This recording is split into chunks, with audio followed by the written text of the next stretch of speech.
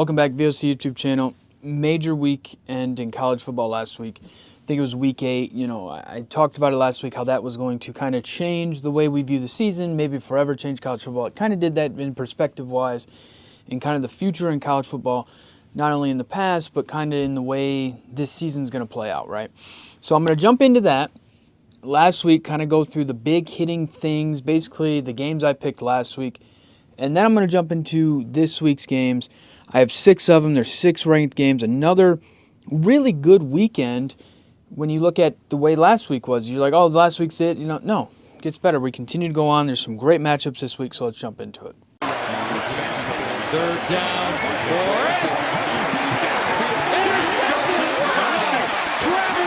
for Looking at it, the biggest game last week was Texas, Georgia. You can see from the title of this video, look, Georgia came into the game pissed off. They go into Texas. Everybody's taking them, Texas.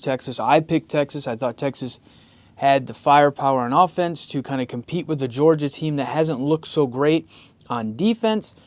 But you get into that game, Kirby looked at it. Nobody believed in him, which was true. You gave him that dog in the corner. You kind of backed him in, made everybody on that team kind of believe in something that they're not used to. You give them a little fuel. It helps them. It forever changes the way that Georgia looks at a game, right? Now, moving forward, it's a little bit different.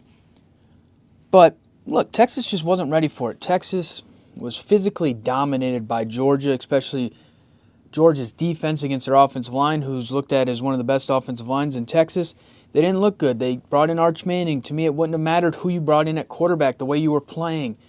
It was one of the worst offensive coached games in Steve Sarkisian's history as a coach. It was terrible. Usually he is one step ahead or he has something to fix it. He didn't have anything in that first half. Nothing could work. Second half, they kind of got some things going. They were just too far of a hole. Defensively, they couldn't really stop anybody either. It was just one of those games where it just was not good for Texas. It was one of those humbling games. Georgia comes in pissed off, and they win it. In the facet that they won, I was surprised. But at the end of the day, like I said, I picked Texas. I thought they would win. But Georgia just came in talking about, we're going to show you what SEC football is like, Texas. Welcome to the SEC, and that's what they did. Alabama without Nick Saban, it is different, right? We knew it would be different. It wouldn't be the same. Kalen DeBoer kind of started hot. The win over Georgia. Then you lose to Vandy. And then you go to Tennessee, and you lose. And you didn't look great. Jalen Milroe's kind of digressed, or whatever you want to call it, in the last couple of games. I can't even think about it. He hasn't looked good. I was like, man, this guy could win the Heisman the way he's looking. NFL draft is looking, and blah, blah, blah. It's just, you look at this program, and it's just another program. Kalen DeBoer has a lot to figure out. I said it when I talked about Alabama a couple weeks ago. Moving forward with Alabama, what is he going to do with Saban's guys? How does he build a program? And, you're kind of seeing it. He's struggling. Would have Nick Saban probably lost the Vandy game? No. Would have Nick Saban lost the Tennessee game? Possibly. It's just the thought process. Late in the game, it was 4th and 21. They had 3 timeouts. Less than 2 minutes left. You should have punted the ball, let your defense. Instead, you give Tennessee the ball deep in your territory for him to allow them to kick a field goal to go up 7 points. It was just one of those. I'm not saying he's in over his head, but there's a lot going on there. Look, Indiana has a coach, and I think he might be the smartest guy in the world. Kurt Sangetti, he is a mastermind. From what you can tell, he's an older guy. He's 60-some years old. He's a mastermind. He gets to Indiana, and you're like, oh, what's he going to do? He's been successful everywhere else. Goes to Indiana. They start 7-0. Now they start 7-0. They destroy Nebraska. I thought Nebraska would beat them. But I watched the game. It was the first Indiana game I watched, and I said, wow, these guys are physical. They're tough. They're smart. They did an interview with him during the game, and he, play by play, remembered everything in that interview, said how they were going to need to get better, and I was like, this guy, no wonder they're great. Because of how smart this guy is. He's put them in a driver's seat in the Big Ten to do something special. It is very interesting moving forward. If you look at their schedule, now they play Washington this week. Their quarterback's injured, so that's a little bit of a trap. You got college game day going there. Everybody's talking about, you got all this pressure. If they can get through this week, They still have to play Michigan. They still have to play Ohio State. But it's one of those where it's like 11-1, 10-2 is looking really good.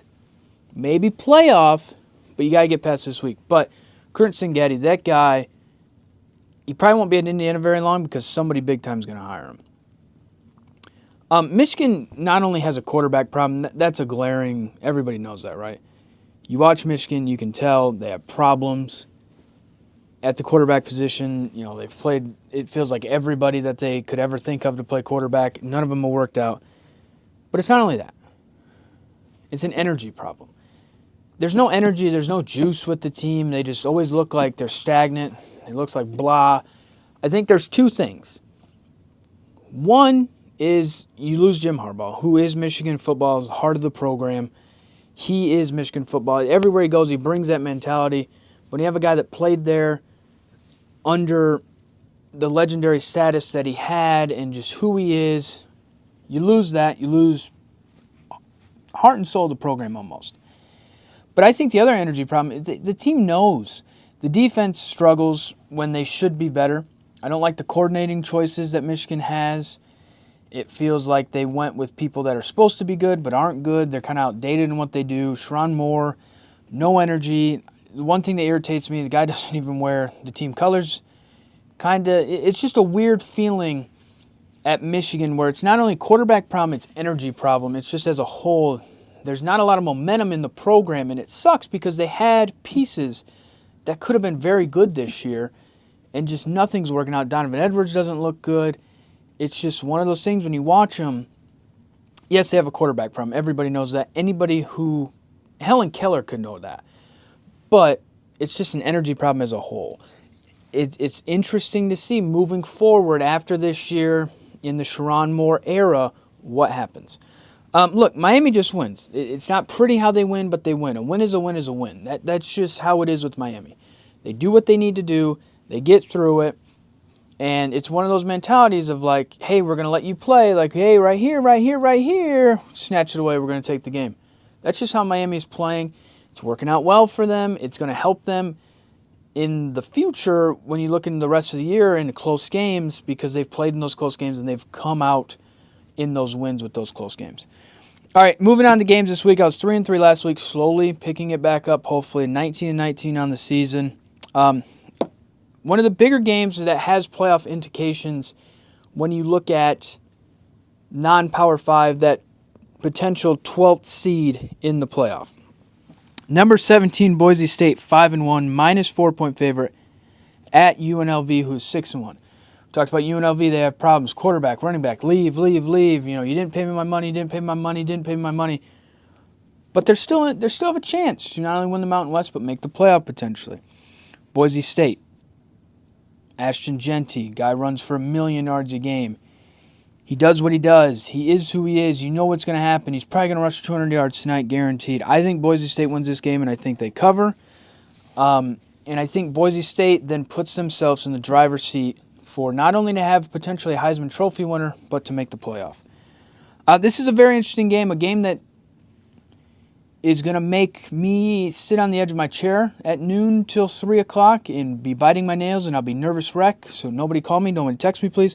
Number 12, Notre Dame, 6-1, minus 13.5-point favorite, versus number 24, Navy, who is 6-0. This game, as a Notre Dame fan, is one of those games that you have pride that we play at the Naval Academy every year, but you also wince that we have to play the Naval Academy because it's going to be a tough game. It's a mental aspect game with the way they do the triple option and everything. Well, this year, they're very good. They have a great defense. They play physical football. They run that triple option, but hey, they throw the ball now too, and it just adds everything. They have a lot going for them. The line was at 14. It's some money's been on Navy to go to 13.5.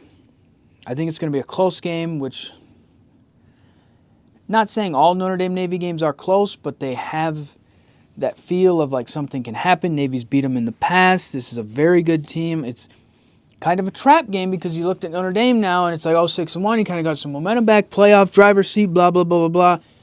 I think it's close. I think Navy covers the 13.5. I think Notre Dame wins, but I think Navy covers the 13.5. This is a very interesting game. Coming off a win against Michigan, number 20 Illinois, 6-1 at number 1 Oregon, 7-0, minus 22.5-point favorite. This game's interesting because Illinois kind of played the game you thought they'd play against Michigan, where they controlled them, they won. It wasn't pretty, it wasn't the greatest, but it was a win against a very good team. It gave them a lot of confidence. That's kind of what they needed moving forward, was a win against a team like that at home with some confidence. Oregon played Purdue last week, Friday night. They shut them out, but it wasn't a full throttle. You know, they blew them out, but it wasn't 70-0 like some thought. So this game, 22.5, I think is very interesting. We're going to find out, one, how good Illinois really is and how serious moving forward in the Big Ten Oregon's going to be the rest of the season. I think 22.5 is a big number, but I think with it being at Oregon, see, this one's tough. This is where I don't really think. I write it down and then I'm like, what am I going to do as I'm talking about it right now? 22.5 is just a big number. I think Illinois covers. 22.5 is just a big number to me. I think Illinois covers, but I think Oregon wins it. Number 21 Mizzou, 6-1 at number 15 Alabama. Alabama's got 2 losses. They're coming off of a loss against Vandy, loss against Tennessee, struggled against South Carolina. They're 17.5-point favorite. This is another one where it's a big number to me at home after a loss. I think Mizzou covers. I think Bama pulls it out, but I think Mizzou covers. You know, Mizzou's win last week was a rugged, nasty, chippy win against Auburn.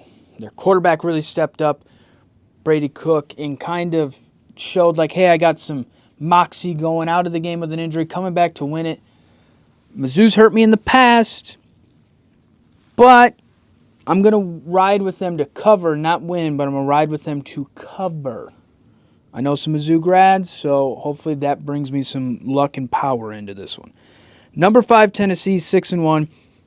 Tennessee. Number 5, Texas, 6-1, minus 18.5-point favorite at number 25, Vanderbilt, who was 5-2. Never thought I'd say that in my life.